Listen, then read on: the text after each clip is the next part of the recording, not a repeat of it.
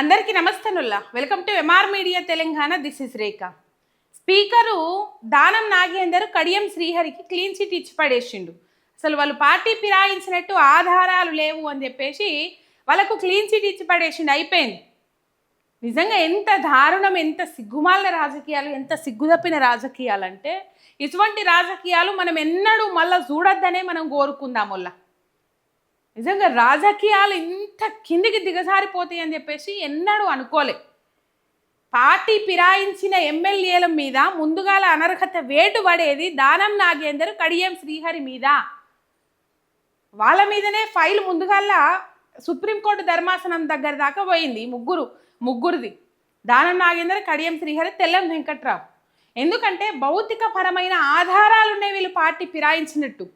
Speaker court ఏదైతే ఉన్నదో 10 మంది ఎమ్మెల్యేలు బీఆర్ఎస్ పార్టీ బీఫామ్ మీద గెలిచి కాంగ్రెస్ తీర్థం పుచ్చుకొని కాంగ్రెస్ పార్టీ కండువా కప్పుకున్న వాళ్ళు ఎవరైతే ఉంటారో వాళ్లకు క్లీన్ చిట్ ఇచ్చి పడేసిండు స్పీకర్ కోర్టు విచారణ చేపట్టింది. విచారణ చేపట్టిన తర్వాత భౌతికపరమైన ఆధారాలు ఉన్నప్పటికీ కూడా రేవంత్ రెడ్డి పార్టీ కండువా కప్పినప్పటికి కూడా వాళ్ళు పార్టీ ఫిరాయించలేదు, పార్టీ మారలేదు, వాళ్ళు బీఆర్ఎస్ పార్టీలోనే కొనసాగుతూ ఉన్నారు అని చెప్పేసి వాళ్ళకు క్లీన్ చిట్ ఇచ్చి పడేసిండు స్పీకర్. నిజంగా స్పీకర్కు ఏమన్నా ఆలోచన ఉండి చేస్తుండ్రా, ఆలోచన లేక చేస్తుండ్రా తెలియదు. మరి రేపు ఈ చిక్కుల్లో పడేది నేనే అనే ఆలోచన ఉన్నదా లేదా కూడా తెలియదు స్పీకర్కు. రేవంత్ రెడ్డి ఎట్లా చెప్తే గట్లా వేసుకుంటా ముందడుగు పోతా ఉన్నాడు అనేది మాత్రం ఇక్కడ క్లియర్ కట్గా అర్థమవుతా ఉన్నది. ఇది అందరు ఒకటే మాట మీద ఉండురు అని చెప్పేసి ఒకానొక సందర్భంలో రేవంత్ రెడ్డి ఈ పార్టీ ఫిరాయించిన ఎమ్మెల్యేల గురించి ఏం నిర్ణయం తీసుకుందామని ఆలోచన పెట్టినప్పుడు రైట్ మొత్తం మీద అందరం ఒకటే మాట మీద ఉందాం, వాళ్ళు పార్టీ ఫిరాయించలేదు అని చెప్పేసి నేను చెప్తా, వాళ్ళు పార్టీ ఫిరాయించలేదు అని చెప్పేసి స్పీకర్ చెప్తారు, మేము బీఆర్ఎస్ పార్టీలోనే ఉన్నాము అని చెప్పేసి పార్టీ ఫిరాయించిన ఎమ్మెల్యేలు ఎవరైతే ఉన్నారో వాళ్ళు చెప్తారు అని చెప్పేసి అందరూ ఒక తాటి మీద పోయి స్పీకర్ కోర్టు విచారణ చేపట్టింది. లాస్ట్గా దానం నాగేందర్, కడియం శ్రీహరి 2 వాయిదాల తర్వాత వీళ్ళను విచారణ చేసిన స్పీకర్ ఏం చేసిందంటే వీళ్ళకి ఇద్దరికి క్లీన్ చిట్ ఇచ్చి పడేసిండు. ఎంత సిగ్గు తప్పిన రాజకీయాలు ఇవి చూడుండ్రి. దానం నాగేందర్ బీఆర్ఎస్ బీఫామ్ మీద గెలిచిన బీఫామ్ ఉంటుంది, ఆయన కాంగ్రెస్ బీఫామ్ మీద సికింద్రాబాద్ ఎంపీగా పోటీ చేసిన బీఫామ్ ఉంటుంది. అయినప్పటికీ కూడా దానం నాగేందర్ బీఆర్ఎస్ పార్టీలోనే ఉన్నాడు అని చెప్పేసి ఆయన క్లీన్ చిట్ ఇచ్చి పడేస్తాడు. కడియం శ్రీహరి పార్టీ ఫిరాయించినట్టు ఫోటోలు ఉంటాయి, వీడియోలు ఉంటాయి, నేను కాంగ్రెస్ పార్టీ ఎమ్మెల్యేనని చెప్పుకున్న వీడియోలు ఉంటాయి. నేను ఏ పార్టీలో నిజంగా వాళ్ళ పరిస్థితి ఎంత దారుణం, ఎంత ఘోరం అంటే ఏ పార్టీలో ఉన్నామని కూడా చెప్పుకోలేని దిక్కుమాలిన దీనస్థితిలో ఉన్నారని చెప్పుకోవాలి వాళ్ళు. ఇలా మాట్లాడతాడు కడియం శ్రీహరి, నేను బీఆర్ఎస్ పార్టీ ఎమ్మెల్యేగానే కొనసాగుతా ఉన్నా, కాంగ్రెస్ పార్టీతో కలిసి పనిచేస్తున్నా అని చెప్పేసి.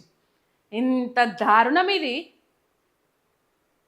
వాళ్ళ బిడ్డకు కాంగ్రెస్ పార్టీ నుంచి టికెట్ ఇప్పించుకొని ఎంపీగా కడియం కావ్యకు టికెట్ ఇప్పించుకొని ఆమెను గెలిపింది అని చెప్పేసి కాంగ్రెస్ తరపున ప్రచారాలలో పాల్గొన్నాడు కడియం శ్రీహరి. అయినప్పటికీ కూడా ఆయన బీఆర్ఎస్ పార్టీలోనే ఉన్నట్టట. మరి బీఆర్ఎస్ పార్టీలో ఉన్న వ్యక్తి బీఆర్ఎస్ పార్టీ తరపున పోటీ చేస్తున్న ఎంపీ అభ్యర్థికి సపోర్ట్ చేసుకుంటూ తిరగాలి కదా.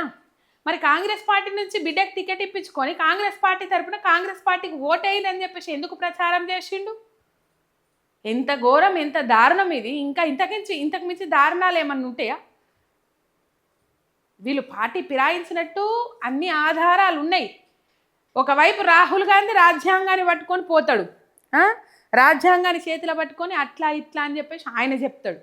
తర్వాత రేవంత్ రెడ్డి ఆ గూటి మీద వాలిన పక్షి ఈ గూటి మీద వాలనీయం, తుపాకీతోని కాలుస్తాం లేకపోతే రాళ్లతో కొట్టి చంపుతాం. మరి ఇప్పుడు రాళ్లతో ఎవరిని కొట్టాలి? రేవంత్ రెడ్డిని కొట్టాలన్నా రాహుల్ గాంధీని కొట్టాలన్నా చెప్పాలే కదా.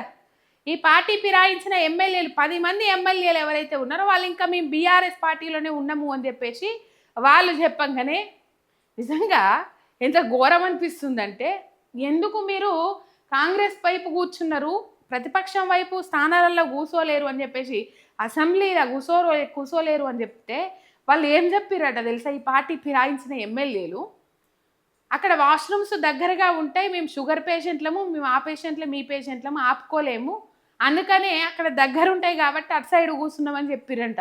ఇంకా ఇంతకంటే సిగ్గు తప్పిన ముచ్చట్లు ఇంకేమన్నా ఉంటాయి అనువల్ల ఇంత ఘోరం. ఒకవైపు ఆర్మూరు వచ్చే జీవన్ రెడ్డి, జగిత్యాల జీవన్ రెడ్డి, జగిత్యాలలో సంజయ్ కుమార్ బీఆర్ఎస్ బీఫామ్ మీద గెలిచిండు, కాంగ్రెస్ పార్టీ కండువా కప్పుకున్నాడు. కప్పుకున్న తర్వాత కూడా ఆయన గాంధీ భవన్లో మీటింగ్ పెడితే, ఎమ్మెల్యేల మీటింగ్ పెడితే, ఆ ఎమ్మెల్యేల మీటింగ్కి హాజరు పడితే జీవన్ రెడ్డి ఎవరైతే ఉన్నారో 40 ఏళ్ల నుంచి కట్టర్ కాంగ్రెస్ నాయకుడిగా 40 ఏళ్ల నుంచి కాంగ్రెస్ పార్టీ జెండాను మోస్తా ఉన్నాడు. ఆయన ఇప్పుడు కాంగ్రెస్ ఎమ్మెల్సీ, కాంగ్రెస్ పార్టీలో కొనసాగే పరిస్థితులు లేవనైనా ఇలా చెప్తా ఉన్నాడు. మాజీ మంత్రి ఆయన ఇట్లా రాజ్యాంగాన్ని కూని చేసుకుంటా, ప్రజాస్వామ్యాన్ని ఆగం చేసుకుంటా, ఇగో ఇట్లా చేసుకుంటా పోతా ఉన్నారు. మొత్తం మీద రేవంత్ రెడ్డి మీద ఈ ఇంపాక్ట్ ఉండదనుకుంటుండ్రా, లేకపోతే స్పీకర్ మీద ఇంపాక్ట్ ఉండదనుకుంటుండ్రా? ఏదైతే సుప్రీంకోర్టు ధర్మాసనం టైం ఇచ్చిందో ఆ టైం ప్రకారం మీరు ఏదో ఒక నిర్ణయం తీసుకోరి అని చెప్పేసి స్పీకర్కు ఆదేశాలు జారీ చేసింది సుప్రీంకోర్టు ధర్మాసనం. దాని ప్రకారం ఇప్పుడు 10 మంది ఎమ్మెల్యేలకు క్లీన్ చిట్ ఇచ్చి పడేసిండు స్పీకర్. మరి సుప్రీంకోర్టు ధర్మాసనం దీని మీద ఏం నిర్ణయం తీసుకుంటుంది, ఏం కథ అని చూడాలి. కంపల్సరీ ఈ పార్టీ ఫిరాయించిన 10 మంది ఎమ్మెల్యేలకు సంబంధించిన ఆధారాలు సుప్రీంకోర్టు ధర్మాసనంలో ఉన్నాయని నేను అనుకుంటున్నా. అవి బలంగా ఉంటాయి, భౌతికపరమైన ఆధారాలు ఉన్నాయి. ఇప్పుడు దానం నాగేందర్దే తీసుకోండి, ఆయన బీఆర్ఎస్ పార్టీ ఎమ్మెల్యేగా ఉండి కాంగ్రెస్ పార్టీ బీఫామ్ మీద ఎందుకు ఎంపీగా పోటీ చేసిండు?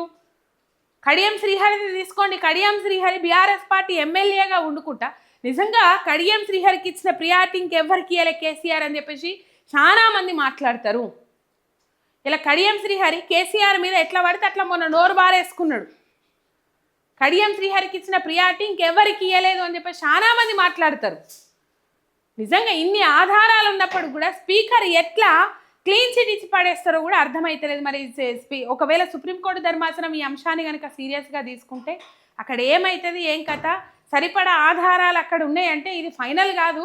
సుప్రీంకోర్టు ధర్మాసనం దీని మీద ఏం నిర్ణయం తీసుకుంటుంది అనేది మనం పోతా ఉంటే చూద్దాం. కంపల్సరీ ఆధారాలు సుప్రీంకోర్టు దగ్గర మాత్రం ఉంటే స్పీకర్ కానీ ఇటు రేవంత్ రెడ్డి సర్కార్ కానీ ఇరుకుల్లో పడాల్సిన అవసరం ఎంతైనా ఉన్నది.